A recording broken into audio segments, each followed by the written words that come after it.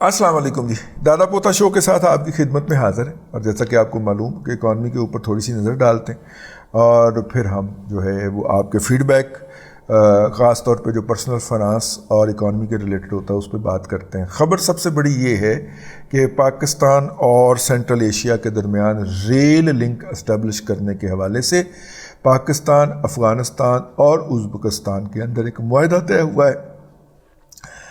इसका क्रेडिट लिया, इसके ऊपर साइन हुए हैं मुआहदे के ऊपर। और इब्तदाई तौर पे क्या होगा, इब्तदाई तौर पे ये होगा कि पाकिस्तान रेलवे कंटेनर पहुंचाएगा अपना चमन के बॉर्डर के ऊपर, ठीक है, या तोरखम बॉर्डर के ऊपर, या जहां तक पेशावर तक, ठीक है।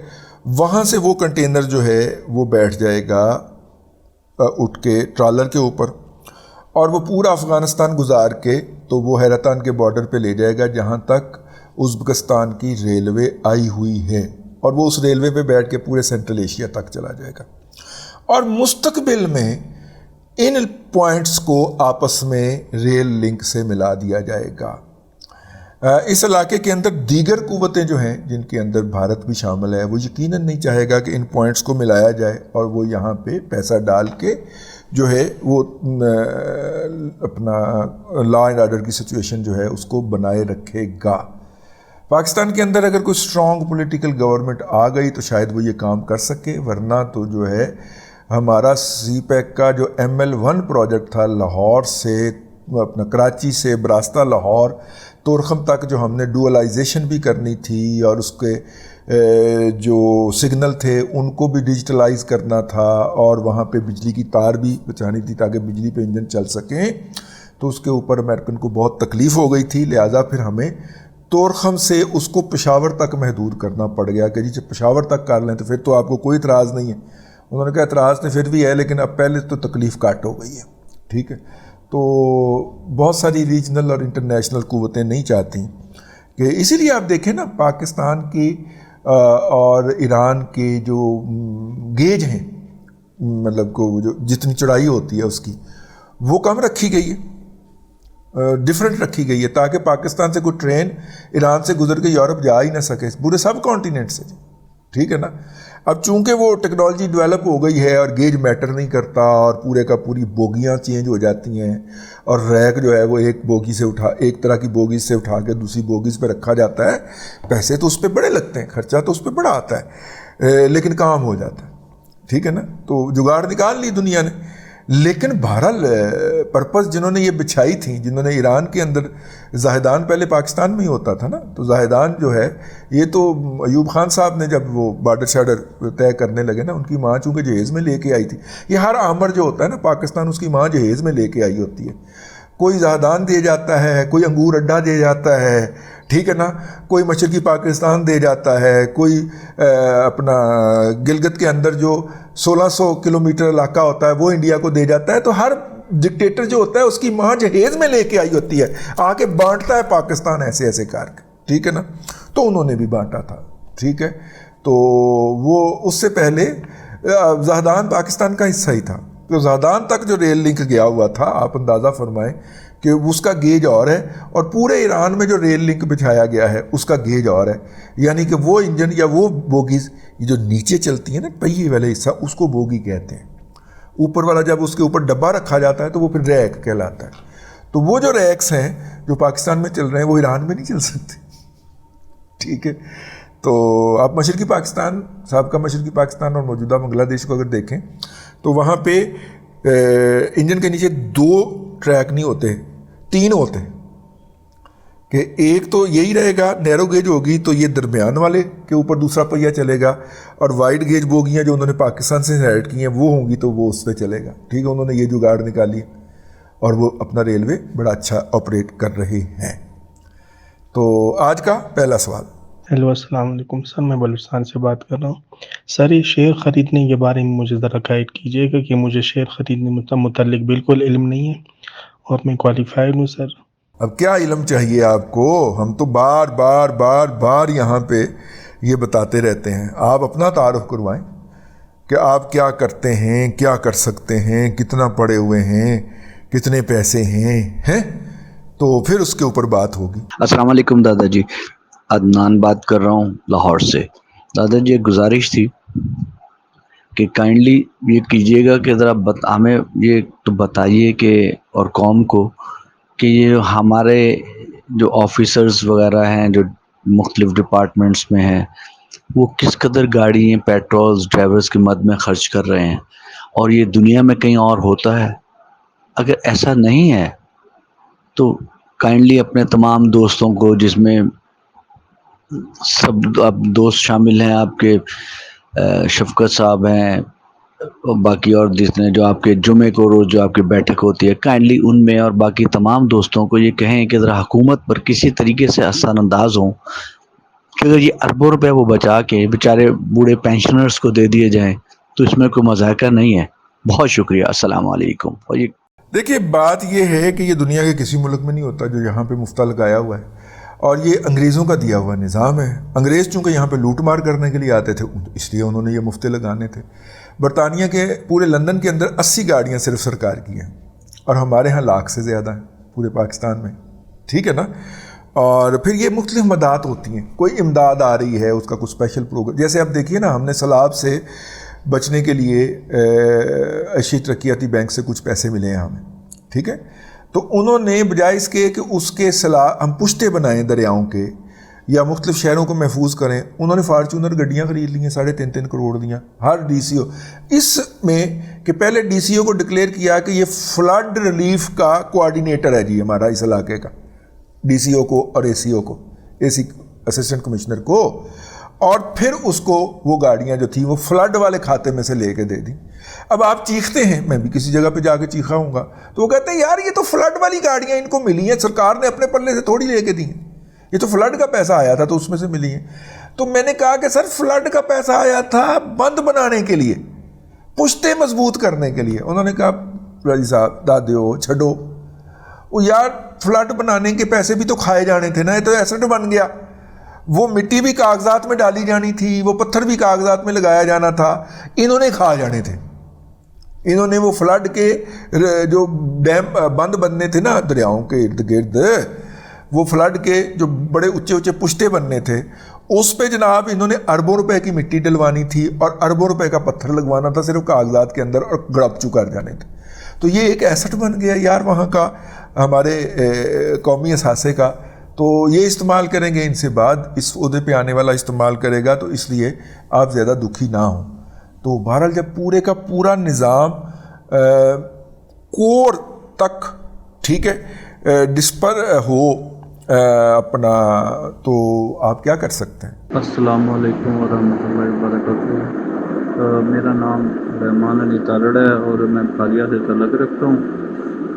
تو یہ میں ایک ہائی لائٹ کرنا چاہتا ہوں، یہ جو ابھی ایپس رحمان علی تارڑ صاحب، آپ کو کوئی حق نہیں ہے یہ بات کرنے کا اس فورم کے اوپر آ کے نا، آپ وہ بدقسمت قوم ہیں۔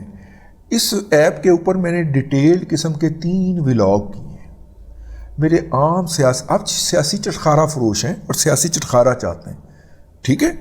میں نے جناب باقی میرا ولاگ چلتا ہے کوئی 20,000 25,000 30,000، یہ 8,000 پہ جا کے ولاگ کا سانس پھوٹ جاتا ہے۔ جیسے ہی ہم آپ کے بھلے کی بات کریں، آپ اتنی بدقسمت اور گھٹیا قوم ہیں، بڑی معذرت کے ساتھ آپ کے بہتری کی بات کر رہے ہوتے ہیں، آپ کو لٹنے سے بچانے کی بات کر رہے ہوتے ہیں۔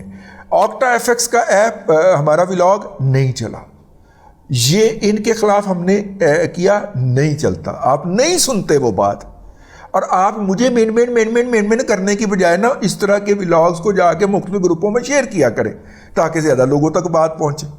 میری بات کا آپ کی بات سے زیادہ اثر ہے، ٹھیک ہے نا۔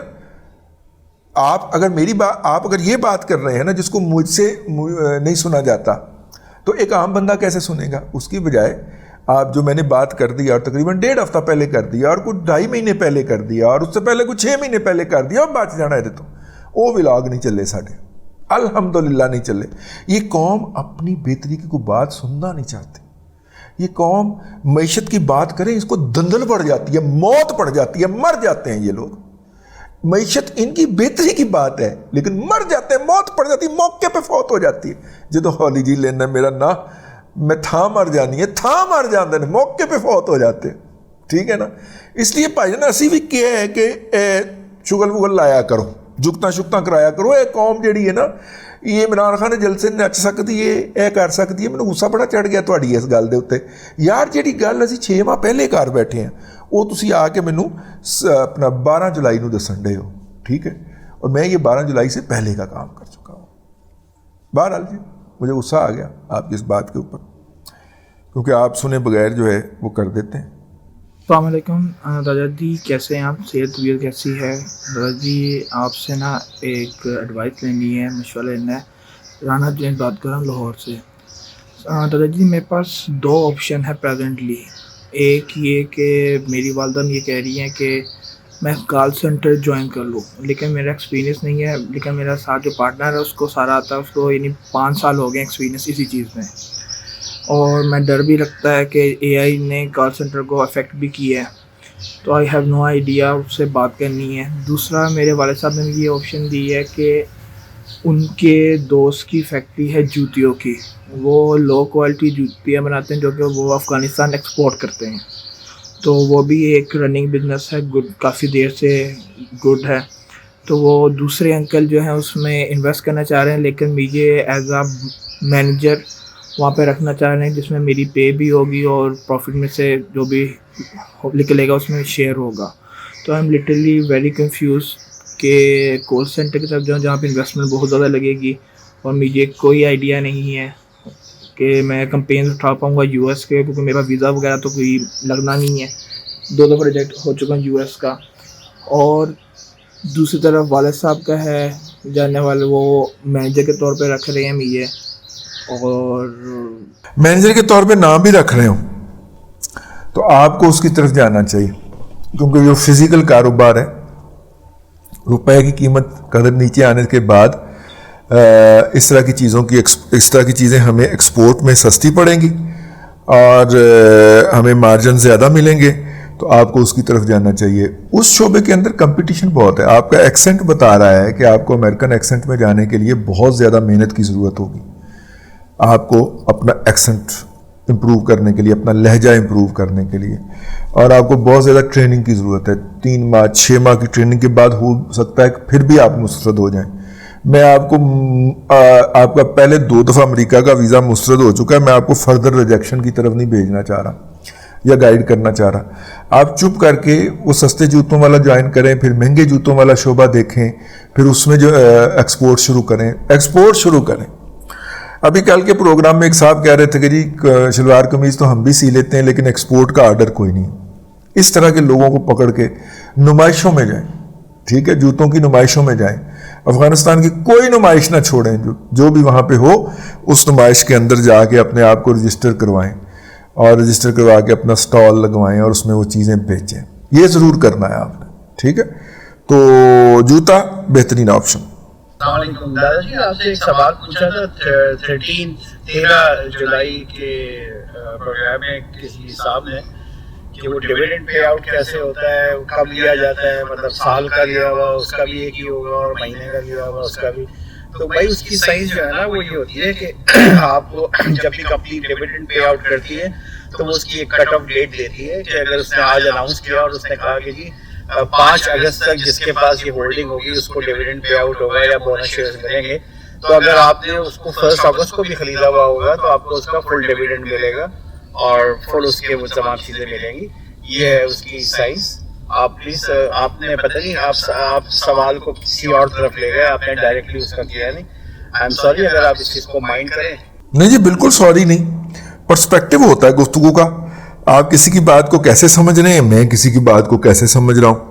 آپ بھی درست ہو سکتے ہیں, میں بھی درست ہو سکتا ہوں.